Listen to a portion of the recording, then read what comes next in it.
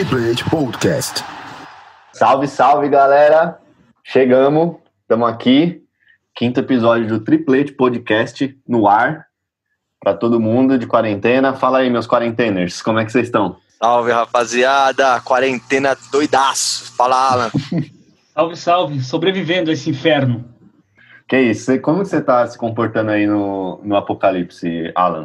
Cara, tá difícil, vou te contar. Psicologicamente tá uma bosta, mas eu tô metendo louco aqui, né, mano? Podcast o dia inteiro, trampando igual um louco, mas...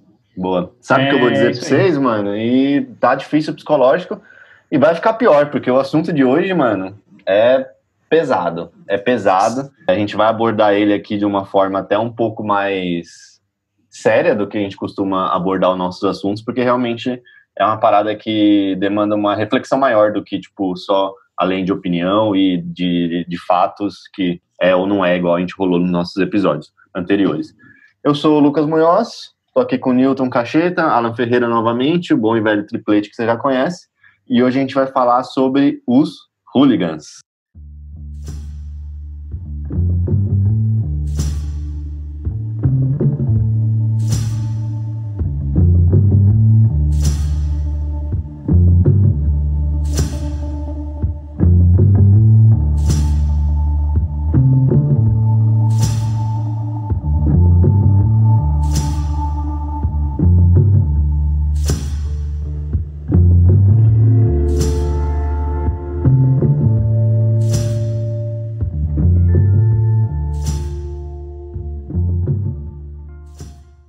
É isso aí, galera. Os hooligans, que talvez seja um dos assuntos mais misteriosos do futebol, né? A gente vai falar sobre a torcida em si, mas nesse episódio a gente vai abordar só os hooligans ingleses. A gente não vai falar sobre os ultras italianos, sobre os barra-brabas da Argentina ou sobre as torcidas organizadas brasileiras. Óbvio até que vai surgir... seria 6 horas, né, de programa. Exato. Eu queria fazer um episódio só pra falar de torcida organizada. Eu topo, tô de quarentena mesmo. Vocês que estão ouvindo também então? Então é isso aí, mano. Vamos chamar a galera e falar assim, gente, entra aqui. Estreia de aplicativo novo, né? Bom que você lembrou, Newton, de estreia de coisa nova. Se é estreia de coisa nova, né? E a gente tá no YouTube agora também, hein, galera? Não sei se vocês viram aí nos nossos stories. Uma galera já tava pedindo pra gente, e como tem pessoa que não tem o costume de ouvir podcast no Spotify e tal, ou não tem acesso, até porque essas ferramentas, a maioria delas são pagas e tal. Então, como a gente quer que o conteúdo seja para todo mundo, a gente colocou no YouTube. É um vídeo bem simples, não tem a nossa cara, é só com a fotinho lá e tal, mas, pô, ouvir trampando e tal, enfim, já funciona, é de graça, tá lá no YouTube, Triplete Podcast, só procurar e mais aí uma plataforma para você ouvir a gente. A gente quer poupar vocês essa lata, tá ligado? Não, então, mas Munhoz, Alan, teve gente que veio me cobrar, falou assim, pô, um dia vocês podiam fazer uma roda de um bar, pá, a gente falou, já vem conversando, vamos ver se um dia... se rola fazer um especial aí, mas vamos ver, vai rolar. Passando essa quarentena, passando esse apocalipse, a gente vai... Aí vocês vão poder ver minha lataria bonita aqui. Não, eu não recomendo não, mas... Enfim. Vamos lá então, pessoal? Bora. Simbora? Outro recadinho antes de começar. Hoje, lembra no episódio passado que eu falei sobre a série do The English Game? Sobre a origem do futebol? Lembro. Estreou hoje, dia 20 de março. Provavelmente esse episódio não tá indo pro ar dia 20 de março.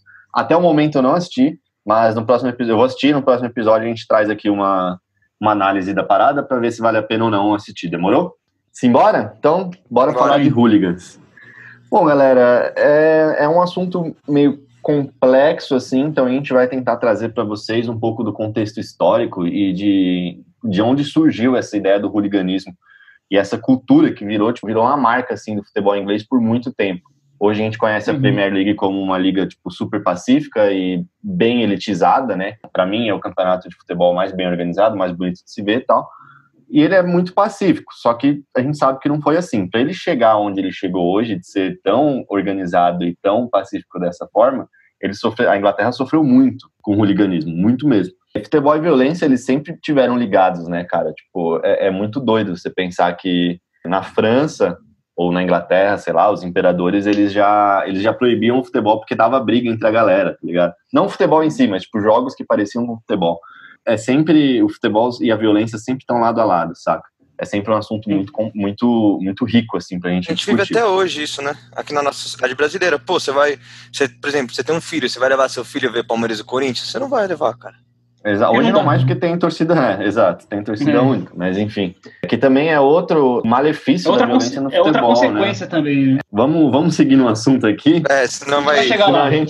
Senão a gente vai ficar conversando aqui e não vamos ao que realmente importa, porque esse é um debate que ele vai além das 4 linhas e ele tem que ser olhado com um olhar muito mais profundo do que a gente só falar, essa galera é violenta, saca?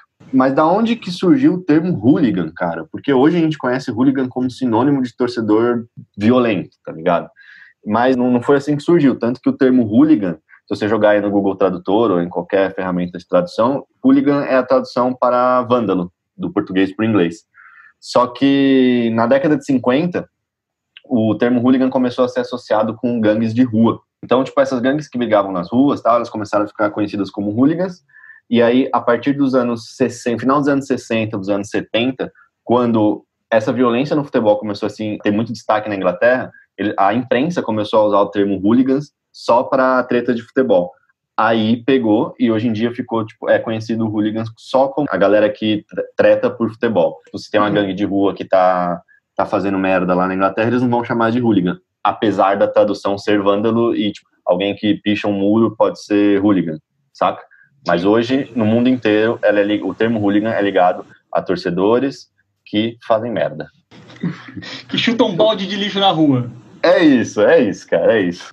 Vamos tentar entender, então, da onde que surgiu, rapidamente aqui, da onde que surgiu essa história de hooligans na Inglaterra. Bom, a origem, a gente precisa voltar nos anos 60, cara.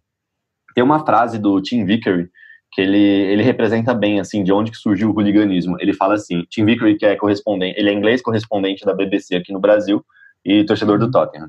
Ele trampa na Sport TV, né? Sim. Ele participa direto da redação Sport TV e tal. Mano, o Tim Vickery é foda, velho. Eu sou muito fã. Sabe por que eu esqueço dele? Porque eu nunca, cara, eu tava com camiseta na hora. Ele falou, gente, uma coisa mais brega que eu acho na minha vida é camiseta regata. Eu acho ridículo. Ele falou assim, e eu tava de regata na hora. Eu falei, seu filho da puta, tá ligado? Eu concordo com ele, cara. Mas enfim. E o Tim Vickery, ele fala assim, os anos 60 foram uma festa e o hooliganismo foi o final da festa.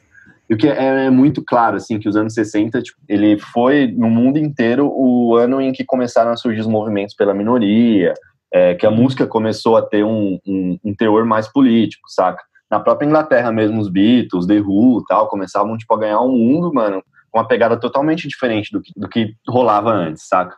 Principalmente nos Estados Unidos, cara, os movimentos contra o racismo, o feminismo e tal, ele começou a ganhar muito destaque. Então, os anos 60, no mundo inteiro, foi uma época que começou a se acirrar os ânimos entre tribos e classes, saca? Começou a ter uma rixa lá. E o Woodstock e tal, enfim, foi uma parada bem marcante, assim, para nossa sociedade pós-moderna. E no meio de todo esse contexto, a Inglaterra, ainda nos anos 60, começou a entrar numa crise fodida econômica. Essa crise só ia, tipo, rolar, só ia começar a ter uma melhora lá no final dos anos 70, enfim, mas foi o começo que a Inglaterra começou a entrar numa crise fodida, porque as indústrias da Inglaterra, naquele momento, elas não eram mais tão competitivas assim. Isso começou a subir pra caralho o desemprego, mano, treta com o sindicato, a porra toda, tipo, a classe trabalhadora, mano, revoltada, tal. A Inglaterra, mano, tava um caldeirão, tá ligado? O bagulho tava um conflito de classe, assim, fudido, porque como a Inglaterra era um país muito industrial, a classe trabalhadora era muito forte, os sindicatos eram muito fortes, tal. Então, quando começou a decair isso, começou a ter uma guerra de classes ali que foi, mano, piorando cada vez mais. E nisso, o clima no país já foi ficando mais tenso, sabe? Aquela ideia, né? Tipo, a sociedade, ela começou a não ter mais aquilo que ela tinha como princípio básico, né? Ela já não era atendida de forma econômica da mesma maneira, aquela questão do bem-estar social não existia mais, teve a crise do petróleo, entrou um novo governo. Sim, foi uma mudança. O final dos anos 60 foi um tempo onde a Inglaterra começou a enfrentar acho que talvez seja a pior crise da história, tanto política quanto econômica e social. Até agora, né? Isso, exato. Vamos ver essa quarentena aí, né? Muito, muito bem lembrado, Nilton, muito bem lembrado.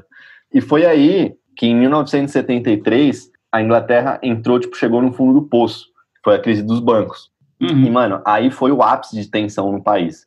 Tipo, gerou, mano, milhões e milhões de desempregados. O país estava fudido, a população estava insatisfeita, aflita, sem saber o que ia rolar. Cara, não é difícil imaginar como é essa situação, porque é mais ou menos o que a gente tá vivendo agora, com o coronavírus, se for parar pra pensar, tá ligado? Tipo, a gente não sabe o que vai vir pela frente, a gente não sabe se a gente vai ter emprego amanhã, saca? É mais ou menos essa sensação de revolta e incerteza. Tudo bem que a comparação não é tão cabível assim, porque a gente tá vivendo algo por uma coisa, tipo, natural, que é um vírus, tal, enfim. Na época, eram questões industriais, coisas, tipo, mais... E eles sentiram um bagulho meio que econômico muito na pele também, como você falou. Teve a crise do petróleo que atrapalhou muita coisa, só que, como eu tinha dito, também, teve a dos bancos também, teve a troca de governo, né? Até então a Inglaterra, ela era governada, presidida, na verdade, pelo governo trabalhista, né? E entrou os conservadores na época, com a Margaret Thatcher, a dama de ferro. Exato, a Margaret Thatcher. Exato, o liberalismo, assim, fudeu muita gente no norte da Inglaterra, porque era a galera mais industrial mesmo. Liverpool, a parte de Newcastle, Manchester, era a região mais industrializada, que sofreu muito com isso, e lá tem muitos sindicatos, como você disse mesmo. E a classe trabalhadora, principalmente no norte da Inglaterra, ela é muito forte, né, cara? Ela era muito forte nessa época industrial e tal. Então, tipo, você entrar com um governo liberal numa área que tem tanta... que o povo, que os sindicatos têm tanta força assim, foi, tipo, mano, o estopim pro bagulho explodir, saca? E aí, cara, quando a gente tem um contexto de tensão tão grande dessa forma, uma tensão entre os povos, entre as classes tão grande, aí a gente começa a entender da onde que surgiu essa revolta e da onde que surgiu essa... explosão social, né, mano? Essa explosão social, exato, muito obrigado. Essa explosão social que veio a se tornar os hooligans. Por quê? Quando o contexto tá a merda, quando, tipo, você tá revoltado, cada um tem uma forma de expressão. Aqui eu tô dizendo isso, eu não tô justificando nenhum ato que hooligan faz, pelo amor de Deus, eu sou, tipo, mano, 100% contra a violência. O Newton aqui me conhece desde pequeno, o Alan me conhece também faz um bom tempo. Todo mundo sabe que, cara, eu odeio qualquer tipo de treta. Eu sou o mais da paz possível.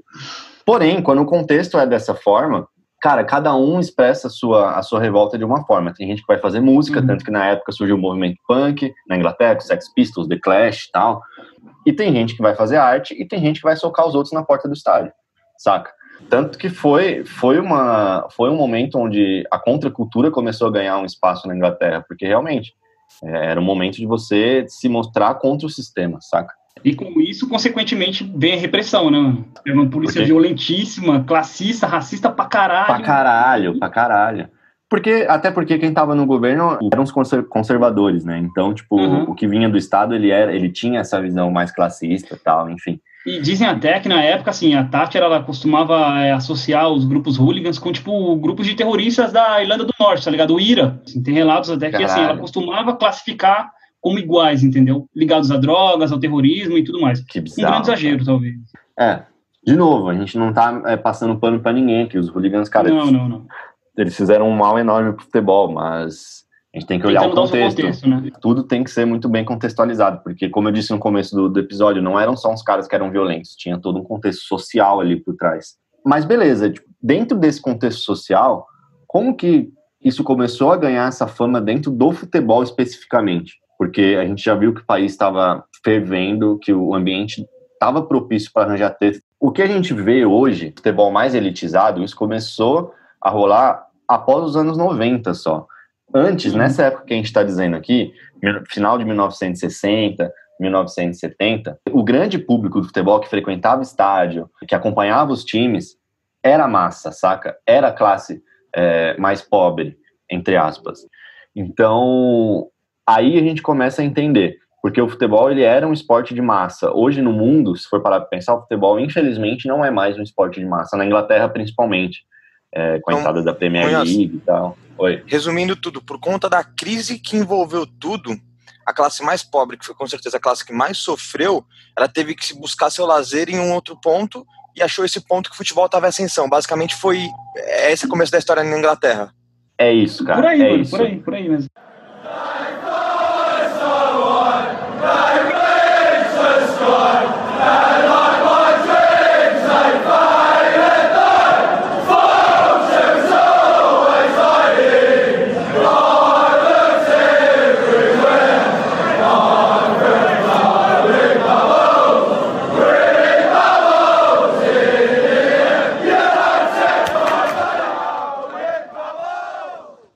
como o grande público do futebol ele estava na parte de baixo da pirâmide, essa parte de baixo da pirâmide, ela é sempre a que primeiro sofre com as crises econômicas e sociais de qualquer nação que você vê por aí. Foi daí que começou a grande revolta, saca? Essa base da pirâmide era o que mais estava sofrendo com a crise e era o maior público do futebol. Então, cara, a gente já entende. Boa. O ápice do hooliganismo, cara, ele começou a ser vinculado com o futebol em 1970, e aí, cara, a curva de crescimento do hooliganismo no futebol, falando... É só ladeira abaixo. Não, eu tô pensando aqui nessas décadas aí, porque foi só porradaria, mano. Então, a curva de crescimento do hooliganismo no futebol, imagina que nos anos 70 ela começou a crescer. No começo dos anos 80, ela chegou no ápice, saca? Entre os anos 80, tipo, e o finalzinho dos anos 80 e tal. No começo, cara, a briga entre os hooligans é muito curioso, porque ela era só territorial, saca? Então, tipo... Era meio honesta, né? Tipo assim, era honesta. A única treta dos caras era a seguinte, o objetivo dos caras era invadir a arquibancada do adversário e expulsar a galera de lá. E ficar cantando do lugar onde o adversário estava dentro do estádio. Então, essa era a treta. Pega a bandeira, tá ligado? Mano, exato. De babuíno, mano. Essa era a treta dos caras. Só tinha, mano, era isso que os caras tinham que fazer. Conquistar o espaço deles na arquibancada e acabou. Só que, como eu disse... Você analisar isso é um cenário animal, tipo assim, até que irracional, mas racional, né? Tipo assim, pô, eu não vou matar, eu só quero tirar aquele cara de lá, tá ligado? Então, tipo, essa que era a treta antes. Só que aí quando começou a chegar nesse ápice que eu disse, cara, aí o bagulho começou a ficar mais louco, saca? Os caras que não aceitam perder, fudeu, né, mano? Então, aí como o Alan disse, muita gente diz que o tratamento da polícia, quando isso começou, quando o comportamento de hooliganismo começou, ele foi um elemento chave só para aumentar essa cultura. Por quê? Porque a polícia, que era um governo conservador, que estava na Inglaterra na época, e a polícia, que é do Estado, óbvio, ela tinha uma abordagem totalmente desproporcional nesse começo, assim. Lógico, depois quando estavam rolando as tretas mais fortes, tal, enfim, aí era treta, era tipo, mano, um combate de igual para igual. Mas no começo era, mano, repressão total, saca? Deixar claro que você não tá condenando a atuação da polícia, você tá só contando que violência gerou mais violência, não é que você não concorda com o jeito que foi tratado. Isso aí é opinião de, puta, eu não acho que devia assim, acho que devia ser assim. Enfim, só tô falando que... Fica pra vocês aí. Fica pra vocês, exatamente. Vocês acham que fez certo? Enfim, mas só tá falando que a violência gerou mais violência. Se ele concorda ou não, depois ele vai falar, ou ele não vai falar, enfim. Muito, muito bom, Nilton, muito obrigado. Porque senão já vão começar a defendendo bandido, não sei o quê. Exatamente. Mas, tipo, o que eu quero dizer é que o hooliganismo ele é um assunto muito estudado, assim, na Inglaterra. Tipo, tem vários livros, várias fontes boas pra gente estudar isso muito mais a fundo, saca? E aí, muitos deles dizem o tratamento absurdo da polícia, ele foi um dos estopins pra, tipo, pra esse conflito aumentar, saca? Porque os caras olhavam e falavam assim, porra, agora os caras estão tirando, agora é guerra mesmo, saca? E aí começou a aumentar. Se pensa que se a polícia tivesse sido menos agressiva, talvez a treta não fosse aumentando tanto, saca? Não dá pra saber, enfim, né, mano? Não dá. Talvez se eles não fizessem isso, ia aumentar mais o número de mortes. Exatamente. Não dá pra saber, saca? E aí, beleza, cara, quando essa cultura já estava enraizada no futebol inglês, começaram a surgir as firmas. O que são as firmas? As firmas nada mais são do que as torcidas organizadas que a gente fala aqui no Brasil.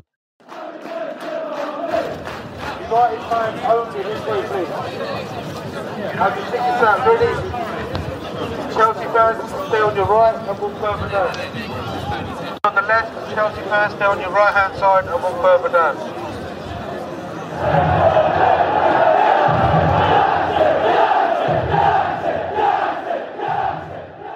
Então, por exemplo, imagine que a Gaviões da Fiel é a firma do Corinthians, uma das firmas do Corinthians. A Mancha Verde é uma das firmas do Palmeiras. Então, tipo, lá eles têm... do São Paulo, exato. Torcida Jovem do Santos, enfim. Lá eles têm esse costume de chamar a sua torcida organizada de firma. Isso tem um motivo que eu vou citar mais pra frente, principalmente quando entrar na firma do West Ham, que é bem doido isso, cara. Eles chamam de firma porque eles têm esse posicionamento muito fechado, assim, cara. Tipo, além deles defenderem os próprios times, essas firmas, elas têm identidade própria, saca? Tanto que no começo, as firmas não envolviam, tipo, não tinha pensamento político, nada.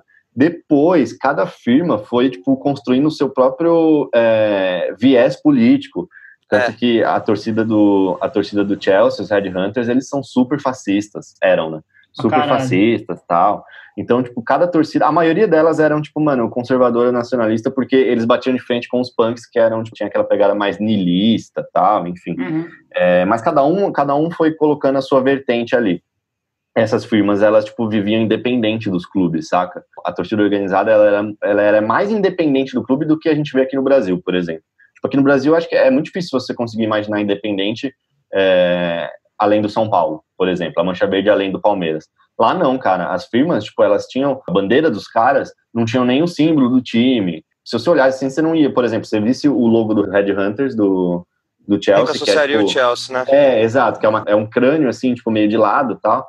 Você não ia associar o Chelsea, você ia falar, mano, fudeu, é tipo uma máfia essa porra, tá ligado? Enfim, é o Bob. Você não ia... Exato, é o Bob. Você não ia associar, porque, tipo, eles eram bem independentes, assim, eles tinham o clube deles e tal. Tanto que, se você for ver no YouTube, joga aí, tipo, treta de hooligans no YouTube. Cara, é muito difícil você ver, tipo, por exemplo, tá lá a galera do West Ham, todo mundo de camisa grená e azul e tal. Não, cara, é muito difícil isso. Você vê, às vezes tá rolando uma treta, você nem sabe de que time que é, sabe? É muito diferente isso, porque você vê aqui uma treta de Gaviões da Fiel e Mancha Verde, e você vai ver que, tipo, mano, vai ter uma galera de preto contra uma galera de branco, saca? Enfim.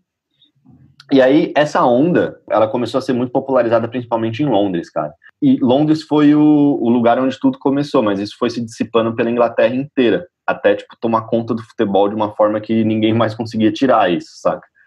Tem até um documentário da ESPN, que depois a gente vai passar as fontes pra vocês e tal, mas que tem um cara que ele fala assim, cara, se você é um jovem inglês e você sai de férias pela Europa, a galera pensava que você era hooligan antigamente, saca? Só pelo fato de você ser jovem e inglês. Então, tipo, a fato de você ser brasileiro, a galera pensava que sabe jogar bola. É isso. Tipo, virou coisa da cultura deles. Falar, então, tipo, porra, se você é inglês, jovem, homem, branco, tipo, você dá porrada nos outros no estádio. Você vê a que ponto que tava enraizada a parada. A primeira vez que chamou a atenção da grande mídia foi num jogo entre Tottenham e Chelsea. Os dois são da cidade de Londres. E aí o Tottenham precisava vencer para fugir do rebaixamento. E, mano, antes da partida, os caras invadiram o campo e, mano, se pegaram na porrada, saca? No campo. E aí, foi aí que nasceu, que a mídia começou a dar destaque para isso, e nasceu a English Disease, né? Que é a famosa doença inglesa. O hooliganismo foi conhecido como doença inglesa pelo mundo, porque realmente, cara, o negócio tava tão enraizado que parecia uma doença, saca? Tipo, você não conseguia... um ano antes dessa treta de Chelsea e Tottenham, o Tottenham tinha jogado a final da Copa da UEFA contra o Feyenoord na Holanda, e lá tinha dado a porrada na galera também, né? Tipo, ou seja, um ano antes levou a English Disease já pra Holanda, e a Europa já ficou, caralho, essa galera tá tirando, mano. Então o mundo começou a ficar esperto com isso, né, cara? O mundo começou a ficar mais ligeiro com a doença inglesa. Bom, mas, tipo, cara, afinal, velho, o que significa ser um hooligan? E eu ouvi uma frase que me marcou muito no episódio do Correspondentes Premier, que é o meu podcast de futebol preferido.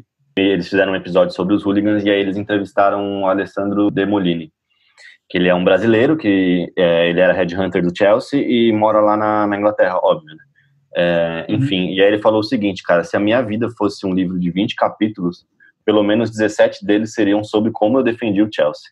Sinistro, cara. Sinistro. Primeiro, cara, eu acho que ser um hooligan, assim, em um tweet, você precisa ser homem, porque eles não aceitavam mulheres, defender o seu bairro, tipo, porque era uma parada meio bairrista, o seu clube e principalmente a sua firma. E, cara, pra fazer isso, pra defender as suas cores, você não se importa com o que tá no meio, seja, tipo, a cabeça de alguém ou, mano, um policial armado. Você simplesmente não se importa com o que tá no meio e você vai defender as suas cores, o seu clube, né, e a sua firma.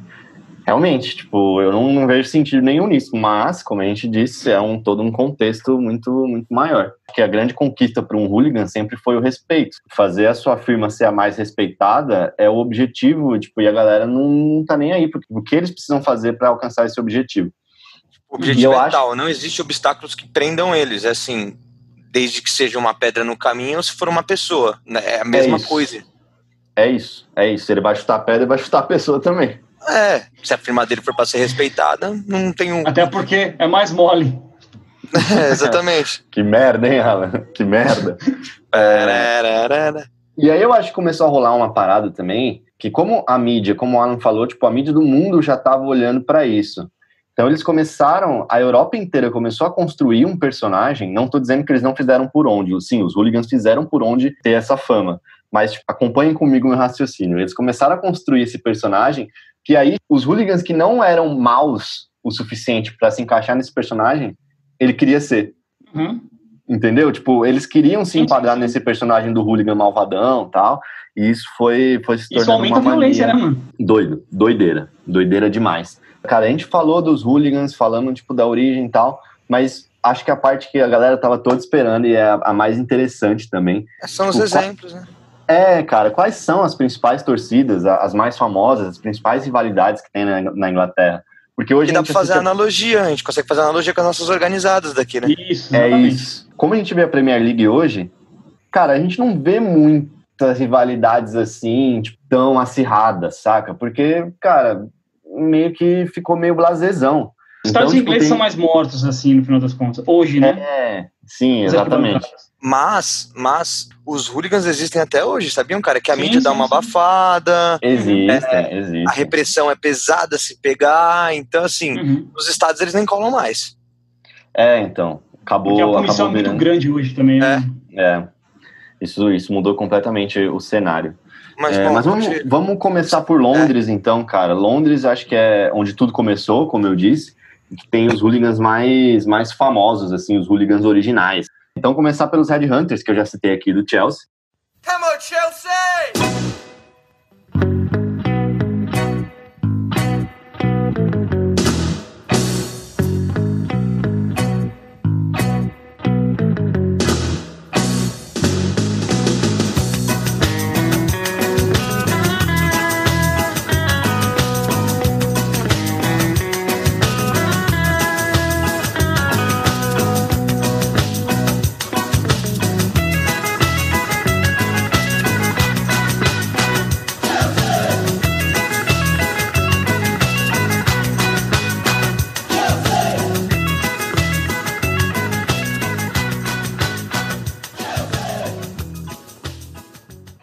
Os Red Hunters eram a firma mais famosa do Chelsea e, mano, eles tinham a fama de ser a mais impiedosa do país.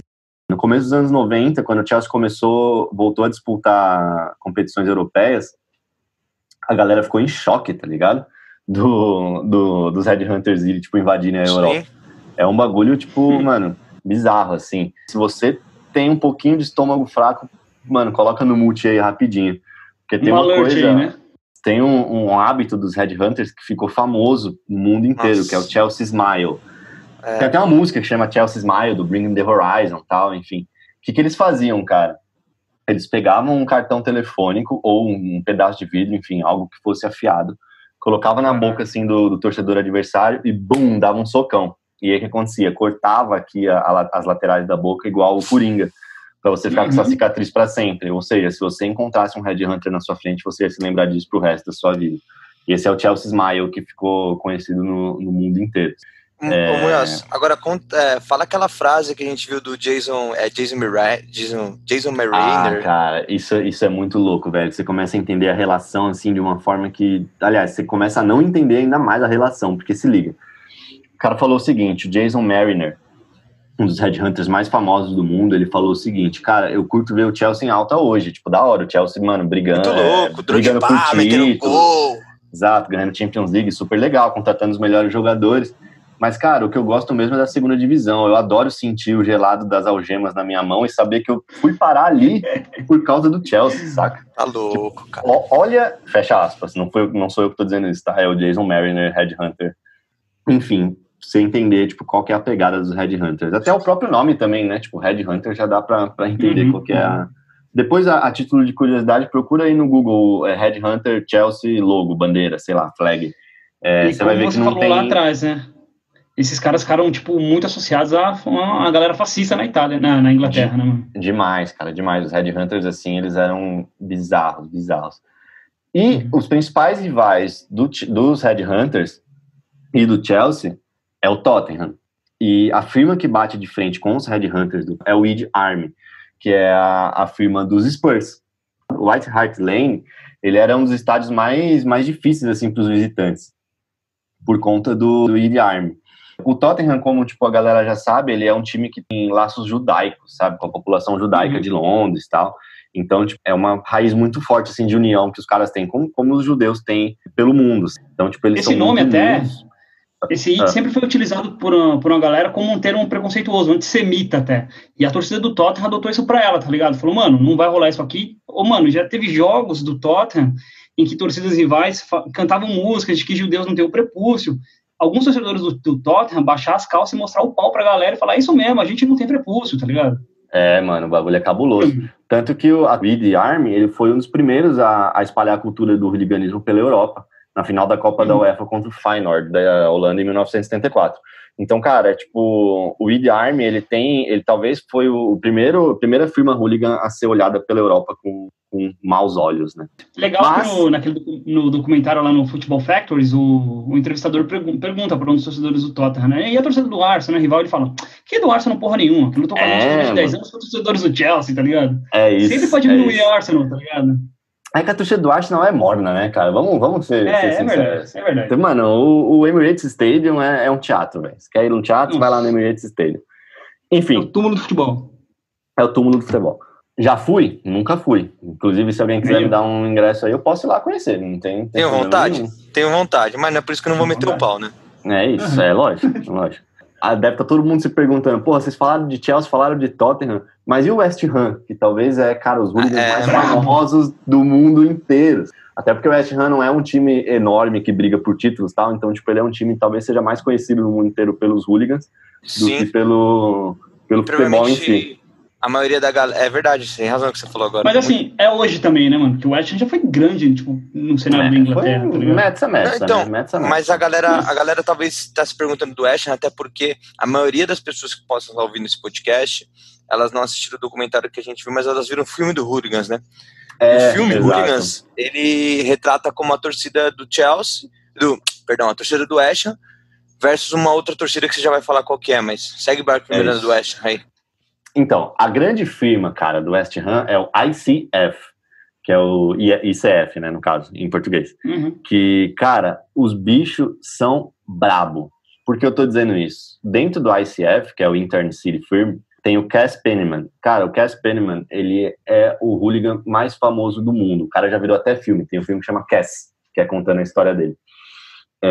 Ele tem livro, ele dá autógrafo, enfim, o cara é, tipo, mano, não, é sério, o cara é uma celebridade, cara, o cara é uma celebridade, Cass Penniman é uma celebridade, velho, e é muito louco isso, você parar de pensar, né, o que ele fez pra virar uma celebridade? Bateu nos outros, show.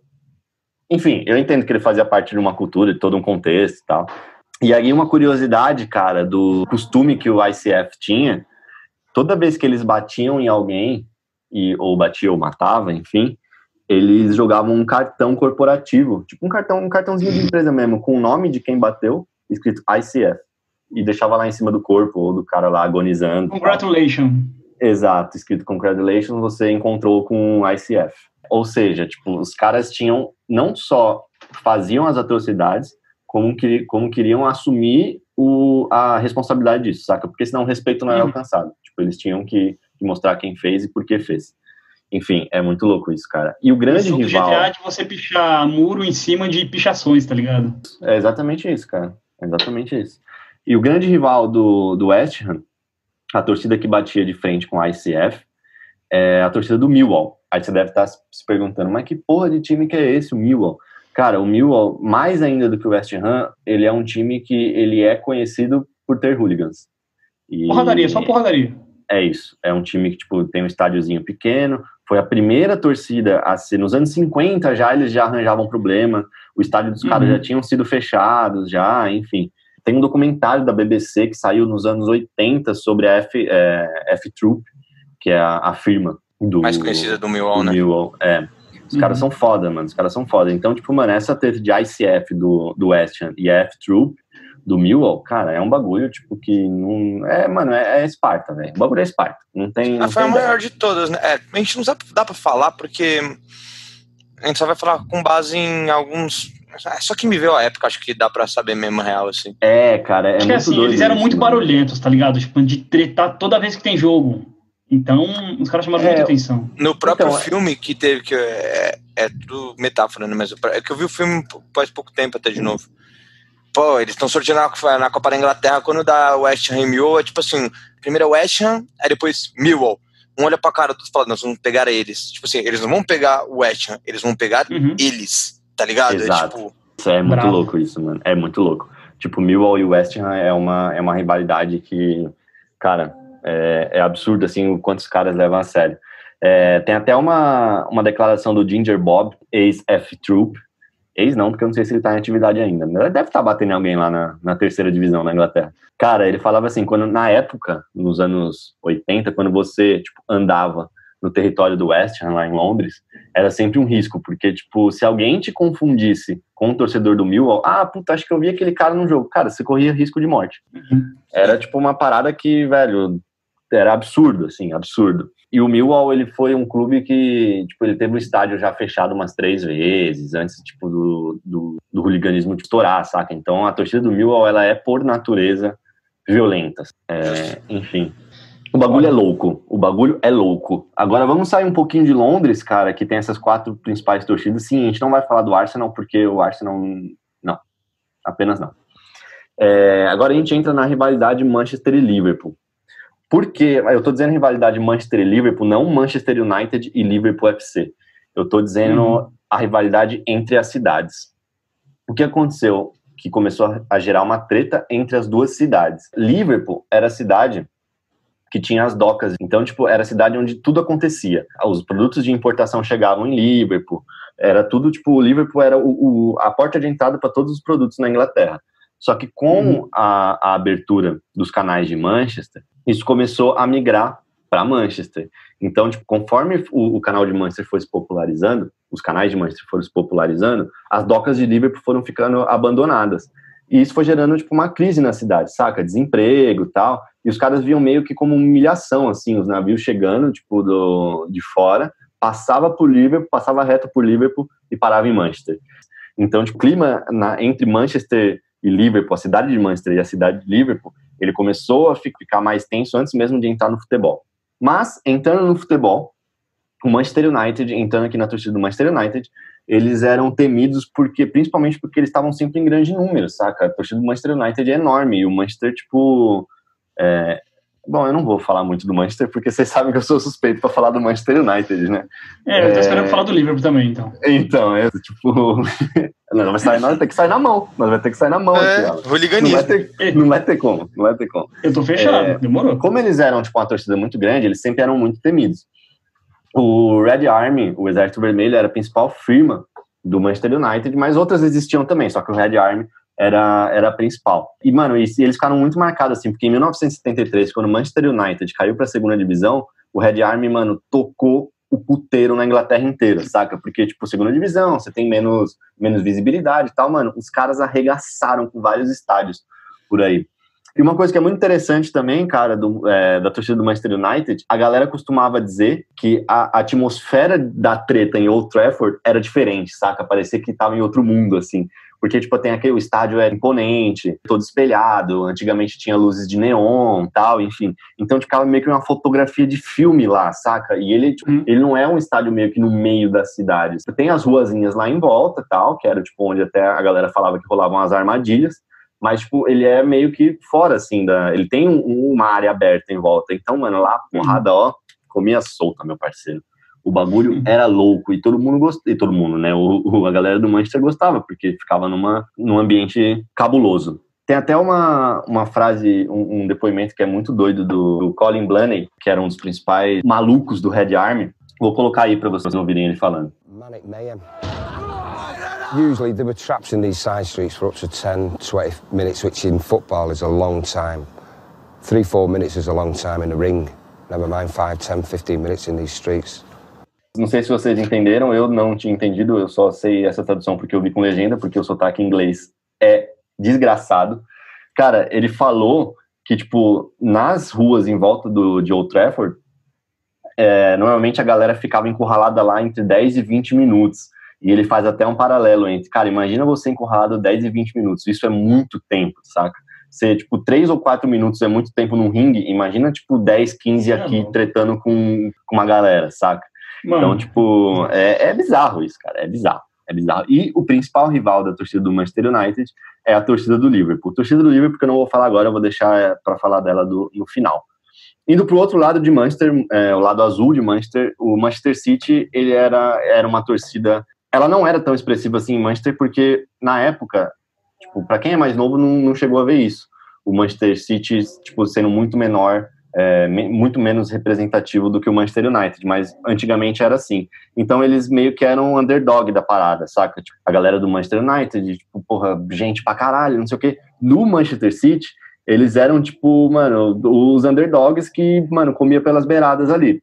Mas isso não quer dizer que eles não eram, tipo, temidos ali na main road ali de Manchester, que o Manchester City ficava na quebrada de Manchester, tá ligado?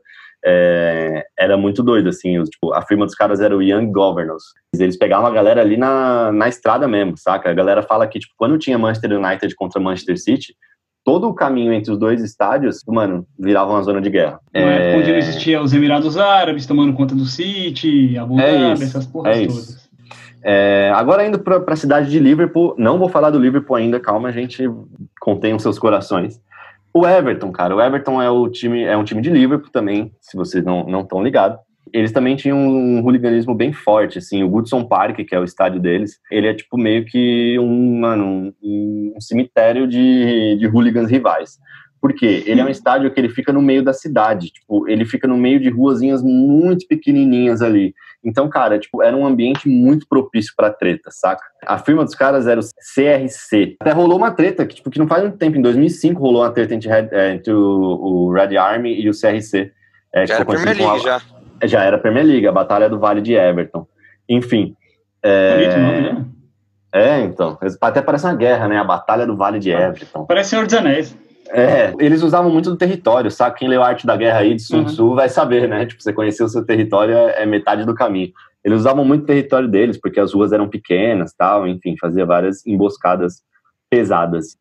Mas aí a última torcida que a gente vai citar aqui é a torcida do Liverpool. Por que a gente deixou a torcida do Liverpool por final? Porque a torcida do Liverpool ela participou dos 2 principais incidentes que funcionaram para a coisa começar a mudar. A torcida do Liverpool ela era a mais famosa pela Europa. Apesar da torcida do Tottenham ter começado a disseminar isso pela Europa, a torcida do Liverpool era a mais famosa e a mais temida pela Europa. Apesar de não ser muito grande também, né? Também. Ela não era a mais temida dentro da Inglaterra, como a do Manchester não era. Talvez a mais temida fosse a do Millwall, a do West Ham, que são times que nem são tão enormes assim, saca? E outra, na época, o Liverpool era o maior time da Inglaterra. Talvez até seja hoje. Mas pronto. Era o maior... aí já não vai dar, né, meu parceiro? Uma coisa é fato. Era o maior campeão inglês até então. Sim, porra, na moral, sim, e maior campeão europeu também. O Liverpool nunca ganhou a Premier League. Quando vai ganhar, dá-lhe a merda do Corona. Puta que pariu, mano. Sabe quem foi isso? Foi a carta do moleque lá, cara. Ele conseguiu cancelar a Premier League, velho. Esse moleque é foda demais, mano. Enfim, a principal firma do Liverpool era os Erkins. E aí, cara, pra falar da torcida do Liverpool, a gente começa a ver que as coisas mudaram. Por quê? Eles tinham o Manchester United como principal rival, só que eles participaram da primeira grande tragédia internacional dos hooligans. Grande tragédia, porque já tinha acontecido merda já. Fala, meu parceiro. Antes da gente entrar nessas bostas que vão vir em seguida aí, só pra dar uma pinceladazinha em algumas outras torcidas do resto da Inglaterra, tá ligado? Boa. Não falar que só estavam nesses caras. A gente tem o Burnley também, que assim, eram conhecidos como Suicide Squad, que tipo, mano, os caras eram pequenininhos, e daí vem o nome, porque os caras iam pra porrada, mano, como Esquadrão Suicida mesmo, tá ligado? Sem Vocês vão morrer. Mas, exatamente, vocês vão morrer, mas vão pra porrada. Tinha a galera de Leeds também, que era do Leeds United Service Crew, que, mano, eram os caras que foram pra porrada com a torcida do Bayern de Munique, não, mas eles deram um pau na galera do Bayern de Munique numa final da Champions League lá em Paris, tá ligado? Isso em 1975. Os caras já eram bem temidos também. Eles trataram bastante, a do Leeds tratou bastante com a torcida do Millwall também. Mano, a do Leeds tretou, tipo, em 2017, num amistoso contra um time da Alemanha, também que eu não vou lembrar o nome, o Eintracht Frankfurt. Mano, no amistoso os caras trataram, tá ligado? E mais 2 times, assim, de uma cidade bem grande da Inglaterra, que é Birmingham, o Aston Villa, do Aston Villa Hardcore, Aston e Villa. o Birmingham Zulus. Mano, é uma rivalidade gigantesca desses dois times. E essa união de torcidas de todos os times que a gente falou, de Chelsea, Tottenham, United, de todos esses times, mano, os caras são torcedores da seleção inglesa também. Ou seja, em um dado pode momento, crer. Bom, bem lembrado, eles cara. se juntam, tá ligado? Bem lembrado. Vira Megazord, né, man? Exato, é isso, boa. Mano, nas eliminatórias de 2001 da Copa do Mundo, mano, os caras foram na Alemanha e a Inglaterra ganhou de 5-1 da Alemanha lá. E os caras arregaçaram Berlim, mano. Berlim não, velho. It was over in just 2 minutes, but after hours spent playing back this video, police gleaned enough evidence to jail 7 of the hooligans. An arsenal of weapons from koshers to CS gas canisters to snooker balls was found in and around the pub and produced in court. Cara, isso foi bem lembrado, porque o hooliganismo ele é muito conhecido também por acompanhar a seleção da Inglaterra pela Europa. Velho. Que em 2018 a Copa do Mundo foi na Rússia, e lá na Rússia a gente tem um movimento hooliganista muito grande também. E as torcidas da Rússia são muito inspiradas em torcidas inglesas. E o medo que se tinha na época era de ter confronto entre torcedores ingleses e torcedores russos, tá ligado? Na Copa do Mundo. Então é uma parada recente ainda que tá aí. Pois é, mano. O bagulho é louco. Passando pelas torcidas é só isso aí. Simbora. Então, cara, como eu tava falando, a torcida do Liverpool ela se envolveu em 2 grandes tragédias que a gente vai explicar aqui rapidamente pra gente não se estender muito, de como isso começou a mudar e como essas grandes tragédias elas foram um estopim pra galera se tocar e começar a mudar essa cultura escrota de hooliganismo. Essas tragédias talvez elas, sei lá, mereçam um episódio próprio, tá ligado? O bagulho foi muito foda, mesmo. Cara. É bem complicado, cara. É bem complicado. A gente vai falar bem por cima, porque se for aprofundar... Fudeu. Em 1985, cara, o Liverpool foi jogar a final da Champions League contra a Juventus. O Liverpool foi defender o título, né? Porque o Liverpool já era campeão em 1984. Foi tentar o bicampeonato na Bélgica. Já era esse esquema que a gente conhece. Tipo, final jogo único em alguma cidade da Europa pré-definida. E a final seria na Juventus. Exato, primeira final da Juventus. A final foi na Bélgica, em Bruxelas, e é conhecida como a tragédia de Heysel, porque o estádio chamava Heysel, final da Liga dos Campeões. Cara, o que aconteceu? Em 1985, ele já tinha sido um ano meio merda pro futebol inglês, tá ligado? Já tinha tido uma treta entre Luton e Millwall, que já tinha ficado 81 feridos, incêndio em outro estádio, com 56 mortos e tal. Então, a tragédia de Heysel, exato, Valley Parade, foi a gota d'água, saca? Mesmo não tendo ingresso, muitos torcedores do Liverpool, e muitos hooligans entre eles, viajaram pra Bélgica pra, só pra causar, saca? Mesmo não tendo ingresso. E aí, rola também uma parada que o estádio de Heysel, ele era um estádio já, muito antigo mesmo. Então, ele não tava em condições de receber uma galera tão grande assim, uma galera tão furiosa. E aí a torcida do Liverpool acabou invadindo o estádio e acabou invadindo a parte dos torcedores da Juventus. Então, não foi nenhuma treta que começou. Depois rolou as tretas, tá? Mas não foi nenhuma treta que começou.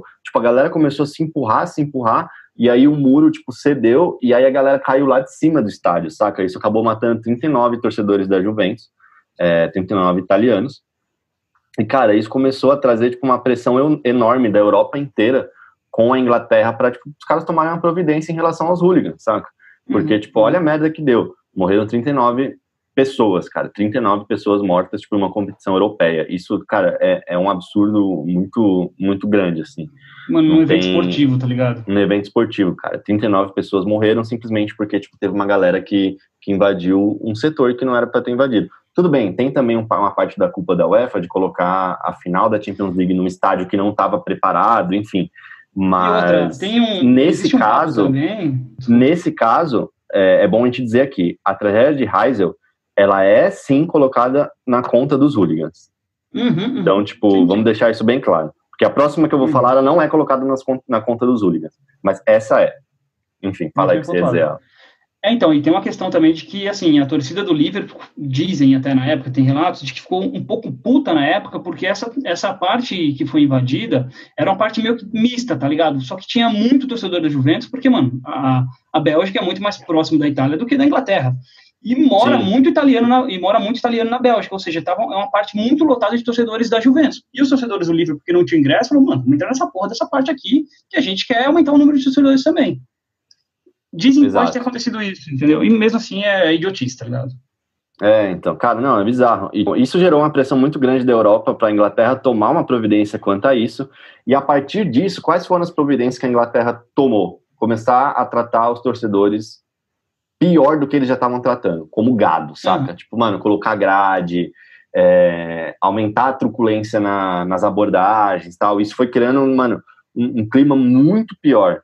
Então, tipo, isso levou a gente a próxima grande tragédia, e talvez a maior tragédia, com certeza a maior tragédia do futebol inglês, muito provavelmente uma das maiores tragédias do futebol mundial.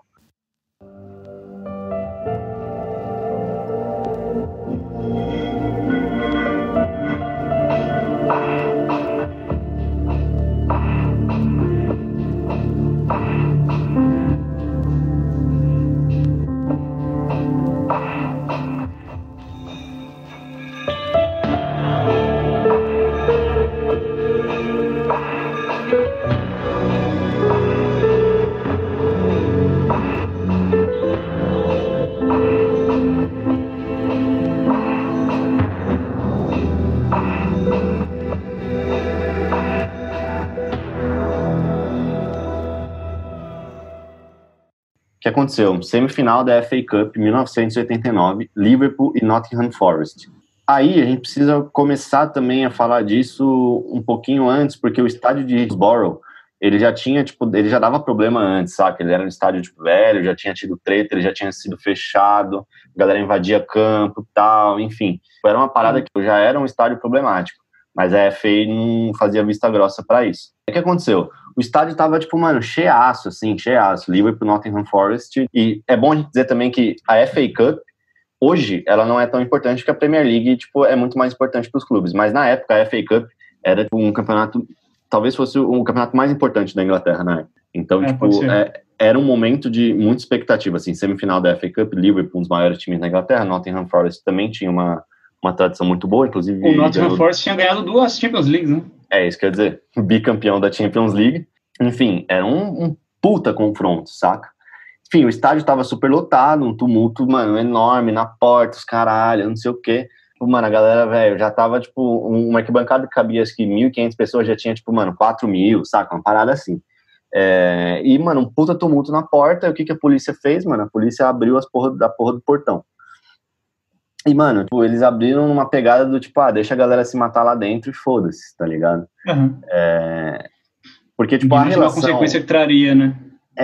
Por conta do hooliganismo, a relação da polícia com as torcidas da Inglaterra já tava uma merda, saca?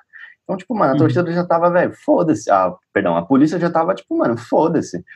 Abre aí, deixa os caras se matar lá dentro, mano. A gente lava as mãos aqui, saca? E aí, quando começou a surgir esse tumulto, a galera achou que era treta de hooligans, mas na real não era, cara, era tipo, mano, entre aspas, uma superlotação do estádio, velho. E aí, o que aconteceu, mano, o estádio mais cheio pra caralho, não sei o que, a galera começou a ser espremida nas grades do bagulho. Olha, mano, até arrepia de falar dessa porra, velho, isso é louco. A galera começou a ser espremida. Né, a consequência que Heysel trouxe para este momento de Hillsborough, porque assim, se não fossem essas grades que foram colocadas depois da tragédia de Heysel, provavelmente também não teria acontecido, entendeu? Exato, porque essas grades, elas entraram nas medidas da polícia, né, de colocar, tipo, de deixar o estádio mais seguro, entre aspas, enfim. Isso. E aí a galera começou, tipo, mano, a ficar espremida na grade, porque entrava gente, e a polícia já puta da vida, porque, tipo, teve N tretas com hooligans antes, então a galera, tipo, mano, foi entrando. Mano, a grade cedeu, e aí a galera caiu no campo e morreu uma galera espremida na grade, uma galera pisoteada e tal. Morreram 96 pessoas, mano. Olha, nossa, velho. Sinistro. 96 pessoas morreram e, tipo, mano, tinha criança no meio, saca? Inclusive enfim. E aí, tipo, morreram 96 pessoas.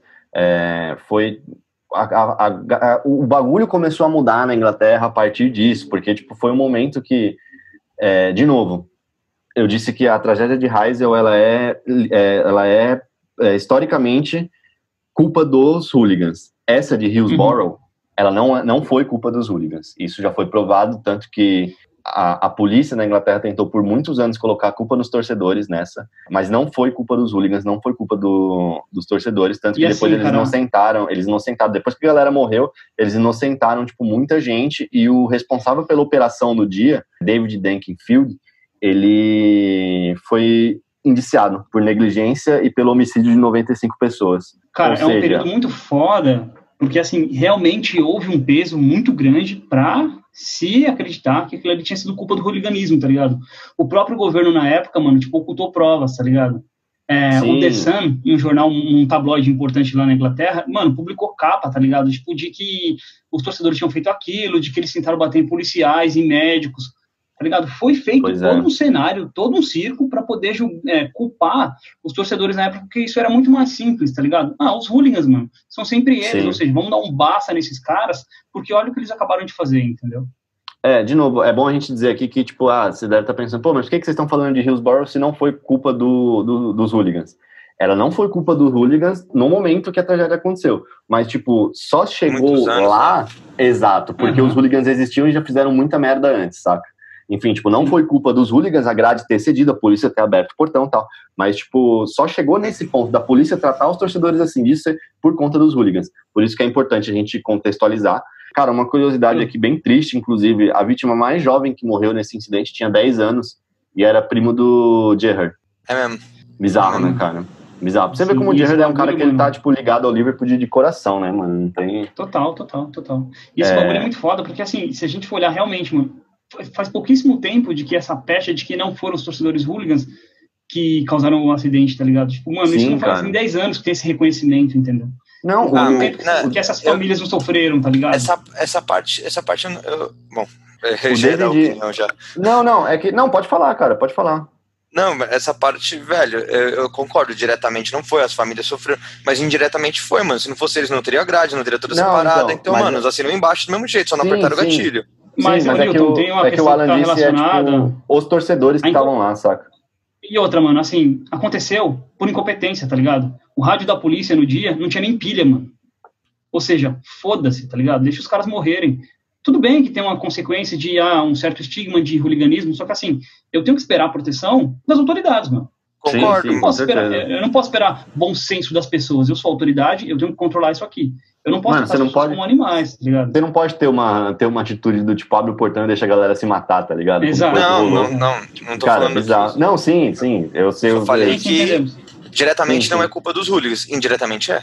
Sim, não, eu concordo, cara, eu concordo. Eu acho que o que o Alan disse é que, tipo, por muito tempo, porque as famílias das pessoas que morreram, tipo, a maioria das pessoas que morreram não eram hooligans, eles só estavam lá querendo ver o time, saca? Mano, fizeram exame de sangue nas crianças pra comprovar se elas estavam alcoolizadas, tá ligado? Mano, olha que escroto, cara, tá ligado? Escroto. Tanto que o Alan até falou, faz pouco tempo que isso veio à tona, que, tipo, que as pessoas foram inocentadas. Tanto que foi em 2017 que o coronel responsável pela operação foi julgado, David Dankinfield. Então, mano, o bagulho é muito recente, tanto que o Liverpool inaugurou um memorial e tal, colocou, inclusive, uma curiosidade bem bonita, né? As chamas do escudo do Liverpool, do antigo escudo do Liverpool, elas eram em homenagem às vítimas de Hillsborough. Hoje elas não estão mais no escudo, elas estão na parte de trás da camisa, na gola, se eu não me engano. Isso, bem e elas são em homenagem às vítimas de Hillsborough. Até hoje, cara... E tem 96 também no meio. Sim, isso. E até hoje, quando teve o jogo contra o PSG, na Champions League do ano retrasado, enfim, não lembro. A galera vai lá, tipo, quando a Roma foi jogar contra o Liverpool também, tipo, a galera foi lá, homenageou no memorial, enfim. Então, tipo, é uma coisa que... Eu acho que essa solidariedade, ela existe, não só pela tragédia, mas tipo, por tudo que essas famílias sofreram depois, tipo, pra tentar provar a inocência dessa galera que não foram eles, enfim. Tipo, foi uma coisa muito bizarra. Respeita aquelas vidas, né, sei lá. É isso, cara. É muito triste falar disso, mas foi mal aí, galera. Mas é que é uma informação importante aí pra gente entender todo esse contexto. Poder entender o cenário atual também, né? Então, exato. Então, cara, respeitem Hillsborough, que o bagulho foi doido. Mas beleza, e como que isso começou a mudar? Só pra encerrar aqui o assunto, antes da gente falar o que a gente pensa sobre tudo isso. Depois da tragédia de Hillsborough, o governo ele redigiu um compilado de normas e padrões que precisavam ser estabelecidos no futebol inglês. Foi conhecido como relatório Taylor. Dessas normas, tinham 43 recomendações, sendo 27 delas, tipo, de início imediato, saca? Início imediato, a galera tinha que fazer. E aí, o que aconteceu? Os clubes, eles iam ter que gastar uma grana com isso, saca? Aí os clubes pensaram, porra, se a gente vai ter que gastar uma grana para se adequar a essas obrigatoriedades, vamos fazer o quê? Ninguém sabe. Vamos formar a liga, né, galera? Vamos formar a liga aqui que o bagulho, mano... O bagulho, a gente vai ter que se unir aqui nessa porra. E aí, quem que nasceu? A Premier League. Nossa querida PL Premier League. Ou seja, a tragédia de Hillsborough tem muito a ver com o nascimento da Premier League e toda essa elitização, saca? Além das leis e do nascimento da Premier League e tal, a polícia começou a mudar a sua abordagem, saca? Não é mais, tipo, eles começaram a ver que aquela truculência só gerava mais violência. Só deixava as coisas piores. O que eles começaram a fazer? A usar a informação e a tecnologia como arma pra identificar os caras e punirem cada um deles, saca? Então, tipo, a polícia começou a fazer operação com agente infiltrado. Coisa de filme mesmo, tá ligado? Câmera. E outra coisa, mano. Toda, assim, tipo, cara, a informação dos caras era a principal arma. E eles começaram, tipo, a limar assim, de uma forma bem, bem eficaz a galera.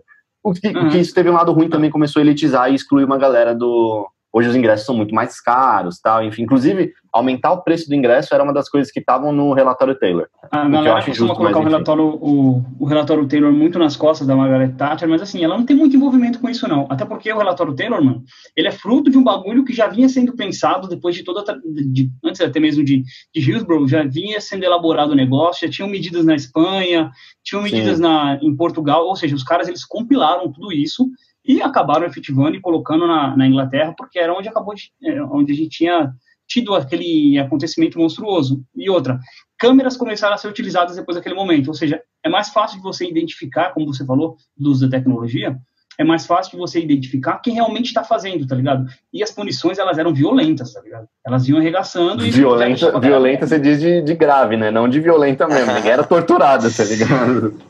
Eram mais violentas antes, na verdade, né? Não, exato. Tipo, a punição quer dizer, tipo, cara, tem pessoas hoje que são banidas.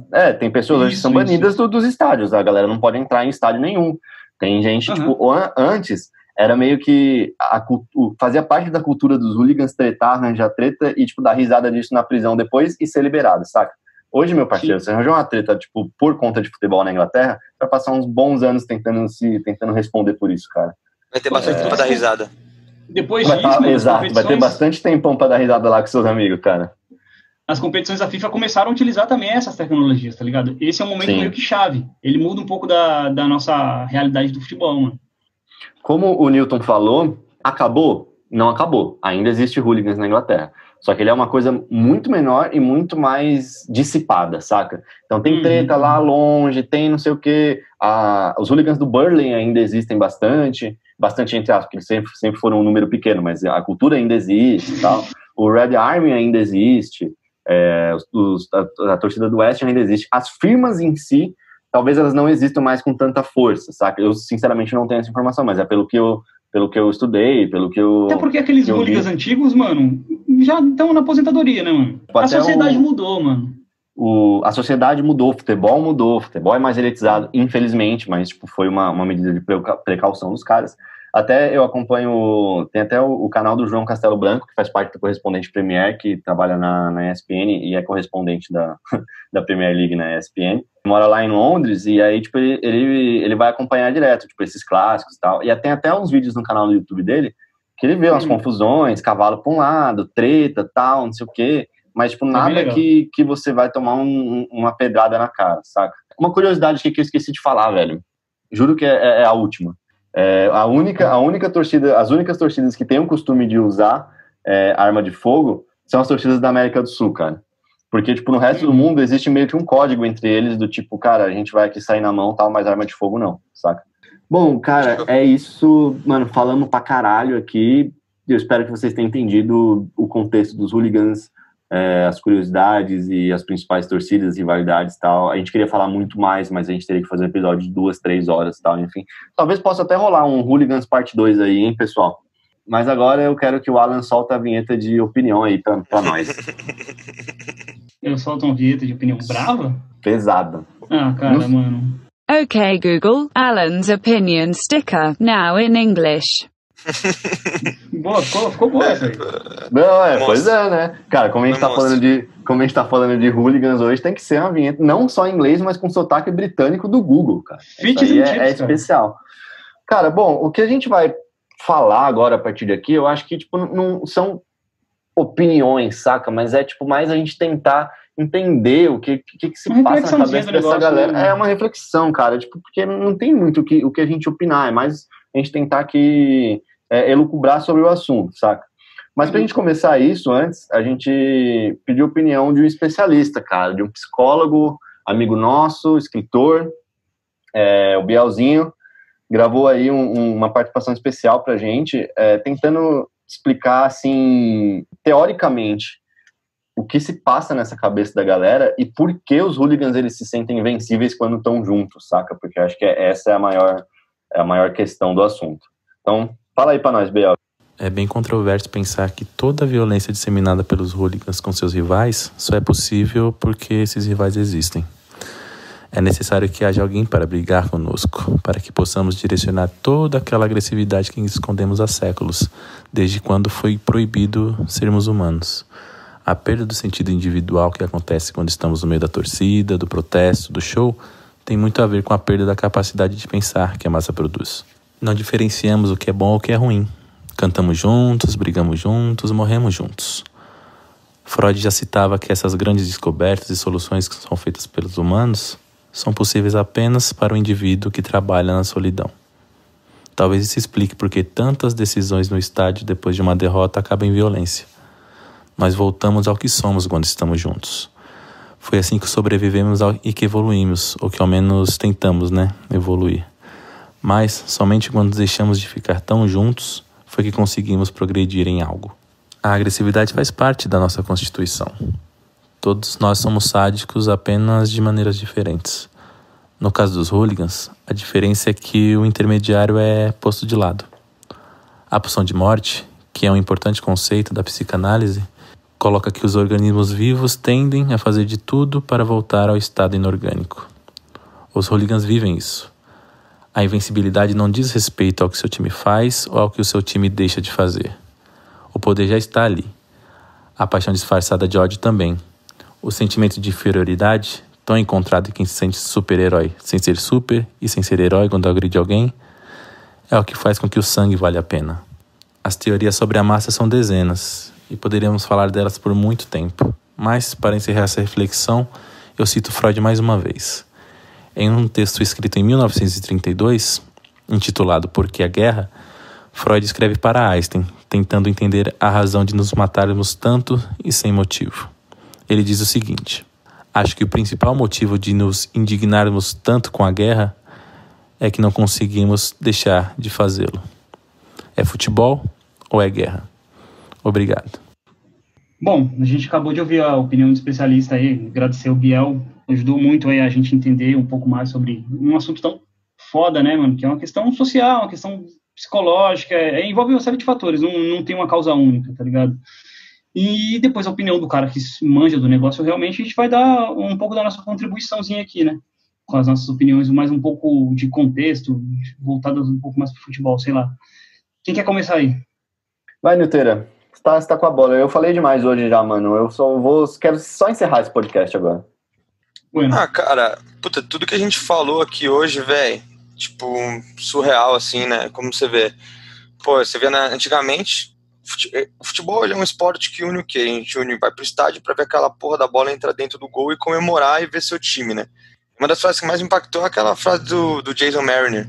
Cara, eu curto ver o Chelsea em alta, mas eu amo a segunda divisão. Amo sentir as algemas nas minhas mãos e saber que estou ali por causa do Chelsea. O que a gente falou foi sobre futebol? Foi, mas na real não foi sobre futebol. Foi sobre a paixão do cara em defender algo. É como você tem, por exemplo, aquela relação de pai e filho. O pai ele faz tudo por um filho. O cara faz tudo por um time. Por exemplo, o que a gente disse agora, não importa se é pedra na frente ou uma pessoa. Então, o mais surreal de tudo foi, os caras viviam para massacrar quem ousasse insultar a outra pessoa de alguma forma e mostrar o seu valor em cima de outra torcida, como se tudo originou, que era o original era entrar no território inimigo, mostrar que a casa dele sou eu quem mando, saca? Tipo, é sinistro quando você pensa a fundo assim, o porquê que existiu. É sinistro, hoje em dia você vê as organizadas, tudo tem que ter o respeito, tem, mas sei lá, a parte da Inglaterra eu achei mais complicada, assim, enfim. Uma coisa que você falou agora e eu me lembrei, Newton, você falou, a treta pela treta, sabe? E se for parar pra pensar, tipo, os hooligans falam com respeito da outra torcida, sabe? Eles se odeiam, mas eles se amam, velho.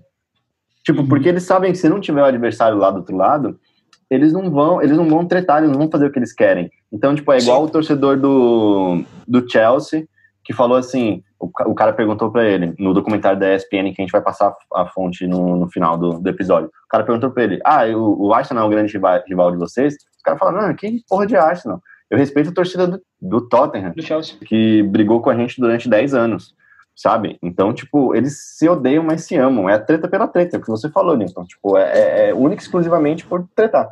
Mano, é bem por aí mesmo, e é bem dentro daquilo que o Biel já disse também, cara, porque assim, mano, a violência no final das contas, a violência no futebol, ela é uma violência que tá enraizada dentro de outras violências, tá ligado?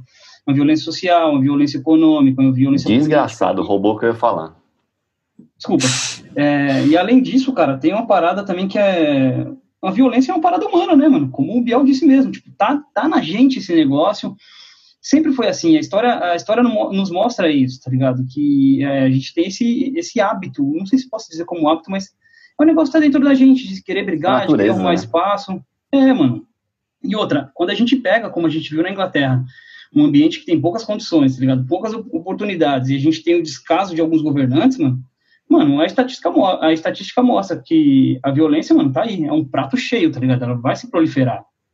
E uma coisa que é foda também, mano, quando as instituições não estão preparadas, as instituições, mano, o espetáculo, a violência, ela vira um espetáculo público, tá ligado?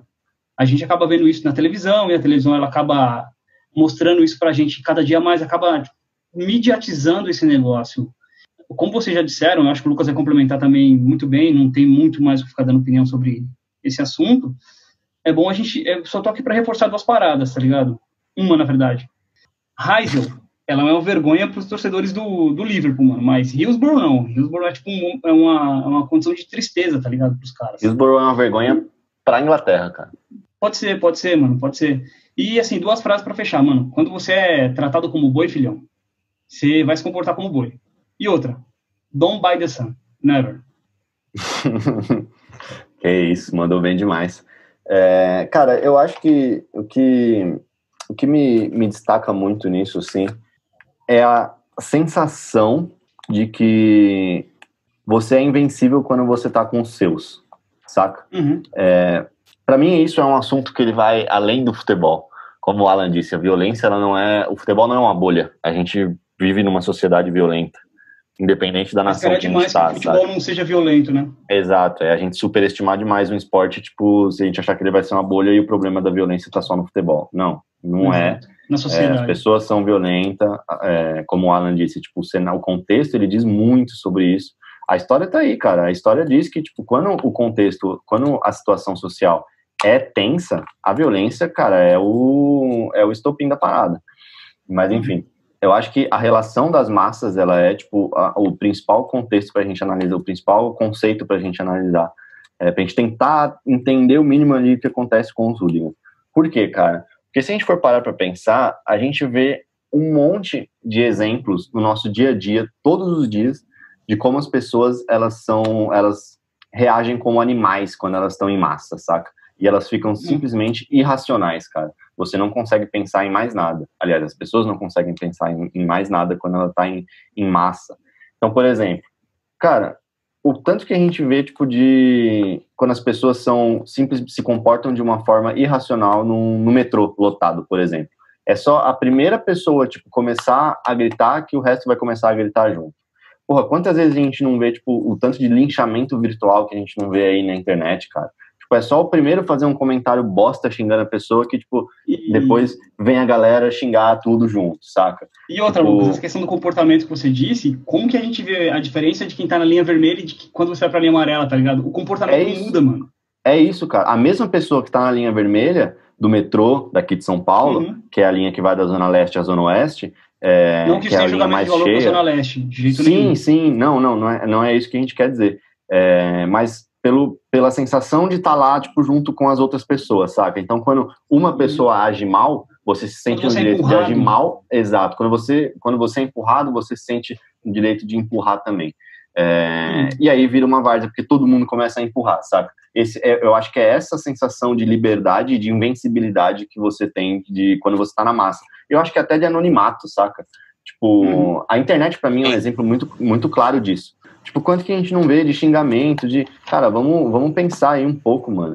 Tipo, lembra na época que a galera tava amarrando os trombadinhos no poste e tal, os caralho? Cara, é o primeiro que vai dar porrada e vai todo mundo se sentir no direito disso, saca? Eu acho que a amostra da nossa selvageria diária, ela tá aí todos os dias pra gente ver, cara. Tipo, e a gente não precisa ir num estádio de futebol e não precisa voltar nos anos 80 pra tentar entender essa natureza selvagem do ser humano. Cara, abre aí o seu Facebook, vê se você não vai entender do que a gente tá falando. Enfim, então, tipo, cara, é uma vontade de fazer bobagem que a gente tem. Eu tô dizendo seres humanos, é isso aí, eu me coloco no meio, tá ligado? É isso aí mesmo. Humano, não tô justificando, não tô passando pano, saca? Mas é só pra gente começar a entender que, cara, tipo, às vezes, quando você tá no meio da massa, você precisa tentar manter a sua cabeça no lugar e tentar manter sua individualidade. É difícil, eu sei que é difícil, porque muitas vezes a gente tá lá no calor do momento, ainda mais coisas que envolvem futebol. A gente viu muito isso em 2018 aqui no Brasil, na política, a gente vê até hoje também. Uma pessoa fala uma coisa, você, tipo, já tem que ser lado A, lado B, e já tem que chegar lá, tipo, xingando também. Não, cara, calma, tipo, não é porque tá todo mundo xingando que você precisa xingar também, independente da sua ideologia política. Eu acho que a nossa irracionalidade, ela tá presente aí todos os dias, cara, e como eu disse, isso não é privilégio do futebol. Pelo contrário, isso só acabou, eu acho que isso só se tornou tão evidente assim, porque a força como isso veio no contexto que isso aconteceu na Inglaterra foi muito grande, e o que o Alan falou, tipo, vira um espetáculo midiático, saca? O bagulho da audiência, a parada vende, os jornais constroem o personagem, quando o jornal constrói o personagem, a pessoa quer se encaixar nesse personagem. Não tô dizendo que a culpa é do jornal, mas enfim, e com esse personagem construído... O The Sun é filho da puta. Não, também. Com esse personagem construído, a polícia também começou a ter uma abordagem mais inadequada. Enfim, é uma discussão muito longa, assim, cara. Vocês já assistiram... Agora aqui, ó, vou fazer uma indicação muito didática para tentar entender esse raciocínio da massa que eu disse para vocês. Vocês já assistiram A Onda? Não. Eu acho que eu já assisti, não sei. Fala um pouco. Não é um filme sobre futebol, não tem nada a ver com futebol, mas ele tem muito a ver com comportamento de massa. A Onda, cara, ele é um filme de um professor de história, que ele vai, é um filme alemão, se eu não me engano, posso estar errado, de um professor de história que ele vai ensinar sobre ditadura na sala dele. E aí ele fala assim, beleza, vocês querem ver como é que é? Eu vou fazer um regime ditador aqui na nossa sala.